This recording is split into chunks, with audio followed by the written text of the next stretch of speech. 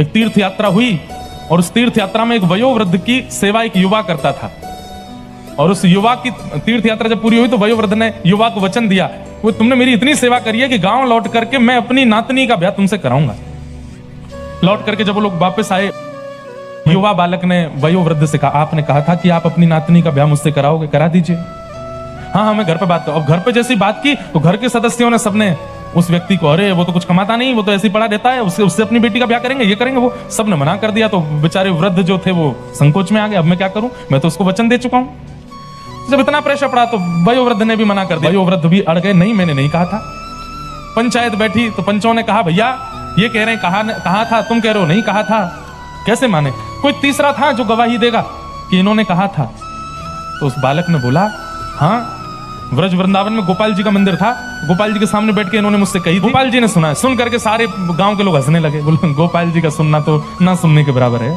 लेकिन पता नहीं उस युवा के चित्त में कैसा विश्वास, गोपाल जी ने सुना है। पंचों ने भी हंस करके कह दिया, अच्छा तो ठीक है, तो जाओ गोपाल जी को बुला लो, वो आके अगर कह देंगे कि इन्होंने नातनी के ब्याह का कहा था तो हम तुम्हारा ब्याह करा देंगे। बालक बोला, मैं आज ही निकल रहा हूं वृंदावन। उस युवा ने जाकर के गोपाल जी को, हे गोपाल जी आपने सुना था, उन वयोवृद्ध ने आपके सामने वचन दिया था कि वो अपनी नातनी का ब्याह मुझसे करेंगे, आप मेरे साथ चलो और वहां जाकर के सबको साक्षी दे दो कि हाँ उन्होंने कहा था। आपका तो गुरुदेव ठाकुर जी घर बस गया, मेरा बस जाएगा। रात में पुजारी जी मंदिर बंद करने लगे तो गेट के आगे अड़ गया, बोले बंद मत करो, मेरी बात चल रही है इनसे। पुजारी जी ने धक्का वक्का देके मंदिर बंद कर दिया। रोने लगा, रोते रोते बोले, मैं खाऊंगा नहीं, पीऊंगा नहीं, प्राण त्याग दूंगा यहाँ पे। गोपाल जी सबकी लाज रखी है आपने, मेरी भी रख लो।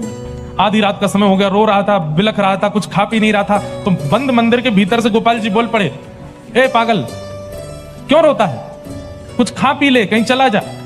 बोले आप ही बोल रहे हैं ना अंदर से। बोले हाँ मैं ही बोल रहा हूं, मैं तुझसे ये कह रहा हूं कि भाई मैं कहीं आता जाता नहीं हूं। अंत में वो बोल गया, मुझे ब्याह नहीं करना है, लेकिन अब मेरे मन में इच्छा हो गई है कि मैं ठाकुर को ले जाऊं अपने गांव में जाके विराजमान, अब आप चल दो।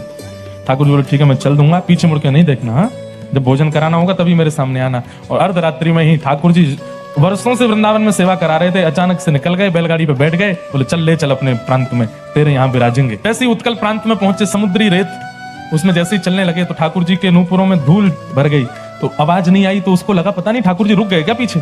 जैसे ही पीछे मुड़ के देखा तो ठाकुर जी तो त्रिभंग ललित श्याम सुंदर वहीं स्तब्ध हो गए। अब नहीं जाऊंगा आगे। तेने पीछे क्यों देखा, बोले आपके नूपुर की आवाज ही नहीं आई मुझे। ठाकुर जी बोले वहां रेत भर गई है या हमारे ना आई। ठाकुर जी बोले हम तेरे काजे 1000 किलोमीटर चल के आ गए, गांव बारे 5 किलोमीटर ना आ सके, उन तक कहते हैं यहीं आ जाएंगे। गांव में जाके हल्ला किया, बोले गोपाल जी आ गए, देखो साक्षी देने गोपाल जी आए। पूरा गांव इकट्ठा हुआ, आहा सबके नेत्र सजल हो गए। त्रिभंग ललित श्याम सुंदर मंद मंद मुस्का करके खड़े हैं और सबके सामने साक्षी दे रहे हैं